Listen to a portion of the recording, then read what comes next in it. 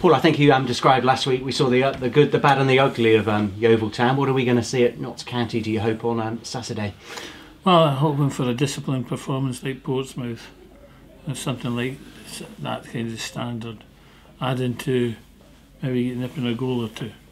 Did that set a bit of a benchmark, a standard, the away game at Portsmouth? Oh, the problem with was that we were the defensive side, the away team coming to Lions Den. So we had to obviously be very thoughtful in our approach.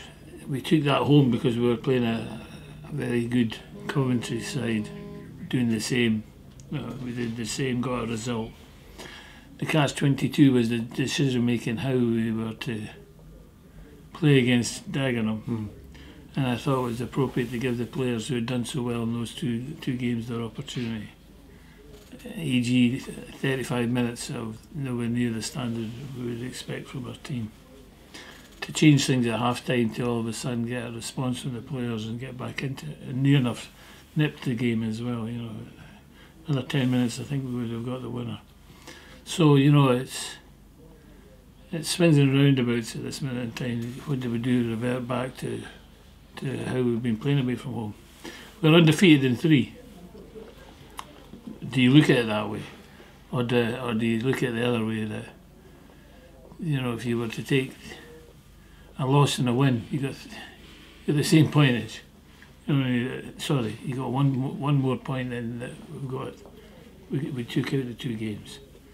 So we've got to be very thoughtful in our approach. But when we gain the possession of the ball, we're anywhere on the pitch, we've got to be positive and go get ourselves in the right areas as quickly as we can and get a goal or 2.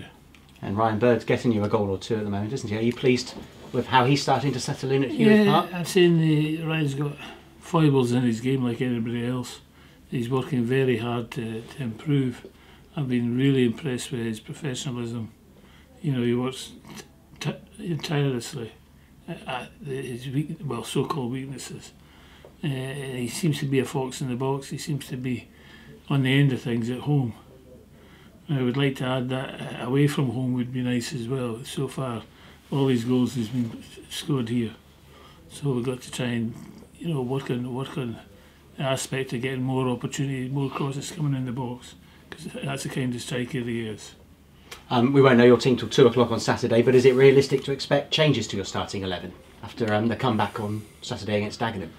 Well, as I said, that there will definitely be changes to the team. We've got to we've worked very hard today, and they're back out this afternoon, and we are trying very hard at this minute in time to put a kind of a solid base to our training, solid base to the players' thoughts and training, a solid base, so that when we go out on a Saturday, everybody knows their job when we've got the ball, everybody knows their job when they've got the ball. There's a lot of young players who are hot, cold and indifferent, inconsistent performance, which causes inconsistency in performance from the team. We're trying to iron that out. The less mistakes they make, the more we're going to have the ball, the more opportunities we're going to create.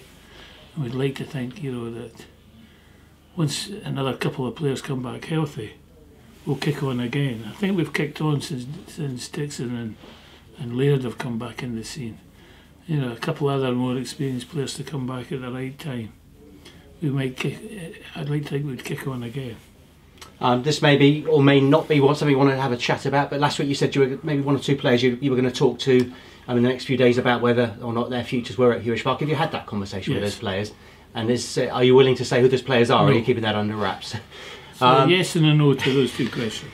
Jake's gone back to Luton. Does that free up the potential of a player coming into the football club? Yes. They like this one word, straight to the point. And is Saturday realistic to bring someone in? No. Team news. You can't give me a yes or no for that. Who is anyone available for the weekend who hasn't been? No. Any injuries from the weekend? None. And Notts County, how do we assess them? There's the problem with assessing Notts County. They've got a very exciting team. They were 2-0 defeated by Plymouth, but I didn't think there was 2 goals in that game. In fact, had they scored first, I think they would have went on and won it. They have experienced players in Smith, We've got a very exciting ex-Ajax player in the midfield, you know, and they've got very exciting wingers and a goal scorer in the McLeod.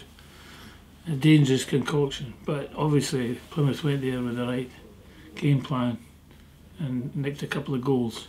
We'd like to think we can do the same.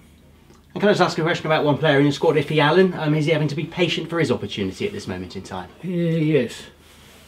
Paul, good fall. Thank you very much. Paul, you mentioned Dixon and their experience coming back to help the youngsters. Have you noticed that on the training pitch as well as on the pitch as well? You know, I think that I wouldn't say they're the most vociferous players. You know, Lairdy's a quiet man, but he shows by his professionalism and his performances, you know, a leadership quality, same as Dixon. You know, I think it's rubbed off in some of the younger players to see these boys come back and, you know, with no real training, come back into battle conditions and never looked out of sorts. That's with hardened pros have maybe had 200 games each in their career, 200 plus. You know, I'd like to think the Tozers, the Dawsons, the Comptons would come back and benefit us again. And you say those sort of shaking the youngsters up a bit, maybe make them realise what they need to do now. Well, I think the work we've done, you know, all of a sudden, you know, the jigsaw puzzle in their heads is all of a sudden pieced together. It's been very, very difficult for me to watch games where, you know, naivety has cost us dear in results and goals. You know, and I would like to think that we're starting to, you know, tick the boxes now.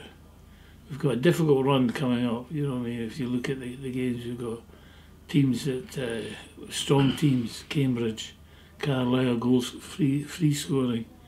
Mansfield all of a sudden came from nowhere, and Notts County as well. So the next 4 games are real hard. Dig, you know, got to dig it out and be still in the grouping. You know, it doesn't take rocket science to look at the league at this minute in time and look at the teams that are in the bottom 10. You know, are the teams you would expect to be in the bottom 10. What I would say is, we're the only team that hasn't come to battle conditions with our strongest team yet. You know, that's something that's been taken away from us. You know, to be where we are, you know, at this minute in time is disappointing. But, you know, we've held our own. You know, we could have quite easily caved in with the lack of bodies. The boys have dug deep, kept us out of that bottom 2, I'm saying, and it's now up for us to kick on with these new, well, you would call them new players coming into the squad. And just last weekend, the JPT draw was made as well. You've had 2 home games. What was your reaction when you handed away to Gillingham? I looked at Gillingham and we got Carlisle very close at the same time. It's not the best of draws. We're going to a place that they're flying at this minute in time in the league. Got some exciting players. It's another hard graft on a Tuesday night.